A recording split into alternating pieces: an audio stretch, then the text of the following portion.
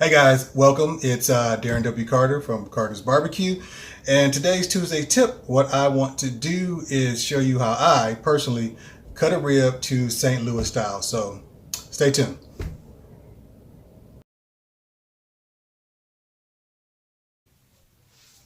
All right, here's a regular slab of ribs. I bought this from a local store. These are not the normals that I usually get, but for this purposes, I just wanted to cook a couple of slabs, so I just went to the store and got some.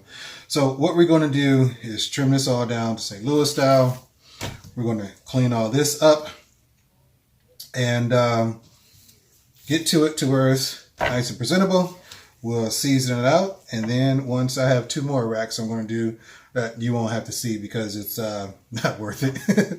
And season it up, and then I'm going to throw them on the grill. So let's get started. All right, first thing we're going to do is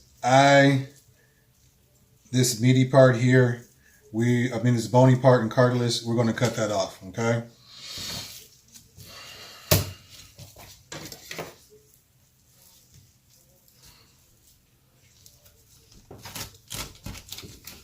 All right. Now, a lot of this meat you're going to keep for tips, and some you won't. Now, I cut that bony part and cartilage off, and if you can see here,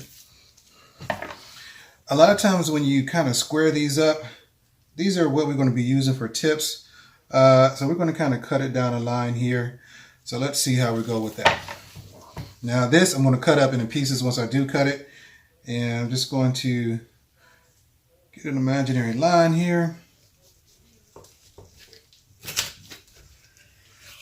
All right. So I'm going to save this, but cut it up into pieces. And then I'll have some tips. All right.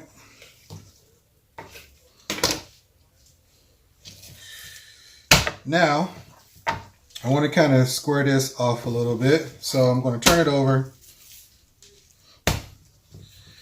And if you can see here, these little bones, I'm going to go to like the third one in.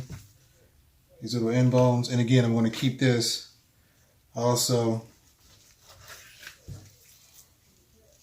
for tips. All right. So you see it's coming a little bit square, but not enough. So just going to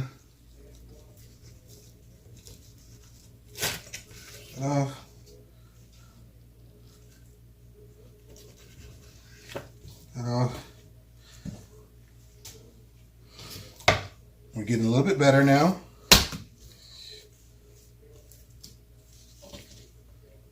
And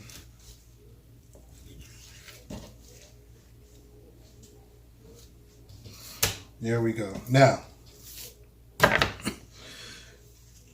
what we're going to do now is get a little bit of this fat off. I do like some fat on my ribs, but not a lot. Not a lot.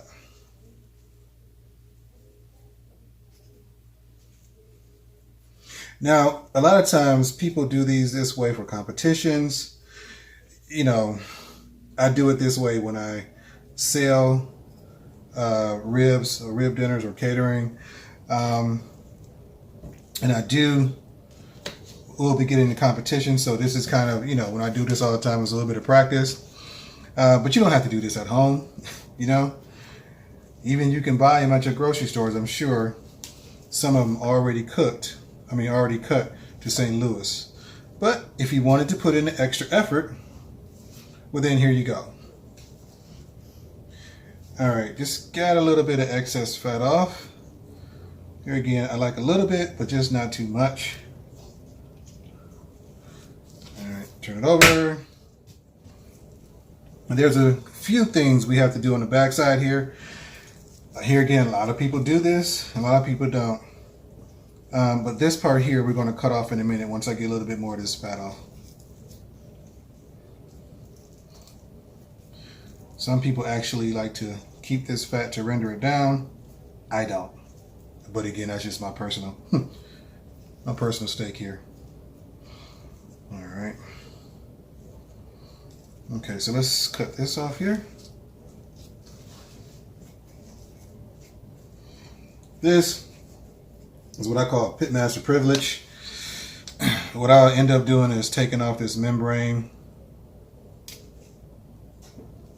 And then this is something that I put on the grill. Pull off this membrane. I put it on the grill, season it up, put it on the grill, and this is my piece. So now we have everything kind of flat. This could be a little bit more squared off, but I'm just going to go with what we have here. It's not bad. Sometimes I would take this off, but I'm just going to, you know what? I think I'll do that one. I'll take this bone off as well. Okay. Now these are going to be hung in my pit barrel, so they're going to be hung in here, slinging down to the pit barrel, so that's good here. So here is the St. Louis style. And one more thing I have to do is has a cut in it. This is from the butcher. Sometimes it's good, sometimes that's not. But what we're going to do in 1 second is take off the membrane. So I'll be right back.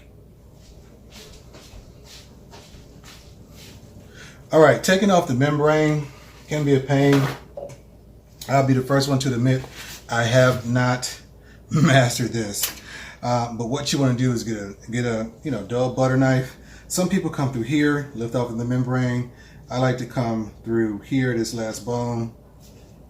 It's just kind of get in there, lift off the top. So you may ask, hey, well, what does this do? Because here again, a lot of people cook with the membrane on. Now, for smaller things, see, it pulls right off. Now you see the difference up here? I don't know where you can see where you can't see it in the meat, but now you're into the meat. So what this does is, one, gives you enough so you can put the rub here and it penetrates the meat instead of trying to be stuck on the membrane. Because, two reasons. Now, can you cook it with it? Absolutely. But there's a point where it has to be cooked just right so the membrane isn't sticky or chewy, because that it can be. So when I'm cooking for very, very large quantities, I may not take the membrane off, but at that part you just want to make sure that everything is done, and some of this fat as well I will take off.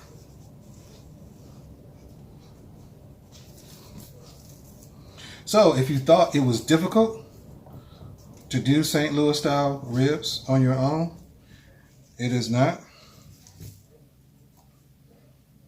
It's less than 10 minutes and we already have ours taken care of. Tips are gone. It's a little squared. And you still have, when you're looking about how many bones can you get out of here, you still got about 10 good bones from this slabs of rib here. So let's oil it up and then let's dust it and then we'll be done. Thanks. Hold on. Okay, when you're rubbing your ribs, we don't technically rub it. Some people rub it in. You don't really want to do that. You kind of just do as even as you can and maybe pat it. Because what happens is when you rub, you spread around your rub unevenly. So you may have a heavy patch here, a light patch here. And the one thing you want to do, of course, is to have a constant and consistent taste in every bite you get. Yellow mustard is one of the norms that we use as a binder or a coating. It helps keep your rub on. I prefer olive oil, but I'm out of olive oil today, so we're going to use mustard. So it's just as simple as it looks. Squirt a little mustard here. Now, this does not, and I repeat, it does not affect the flavor of the taste. By no means necessary does it do that. Now, this rub here, if you were wondering, this is mine, actually. This is my personal home rub. So I learned this particular thing through Harry Sue, Slap Your Daddy Barbecue. When you're dusting and you're putting the rub on to your ribs, go high, because what that does is give you more of an even layer than if you're really close to it. And every so often shake it up and just continue on. And as I stated before, I'm not rubbing it in. I am just patting it in. All right. Flip it over. Same thing. Again, this does nothing to enhance or take away your flavor. This is really just a binder, the yellow mustard.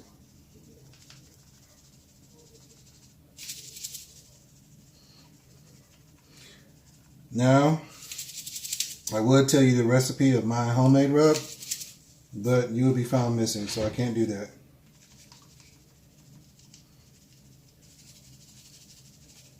I like to put a heavier coat on the meatier side than on the underside, so I may go more, 2 or 3 more times than I would on the back side. And that's it. St. Louis style cut. Barbecue ribs. Shout out to Matt Cutting Board, by the way, for my wonderful board. I don't know if you saw my little signature there, but shout out to Matt Cutting Boards for this. But here are your St. Louis cut rubs. They have been cut, sliced, and dusted, and they're ready for the grill. So if you got any questions, comments, drop them below. Let me know.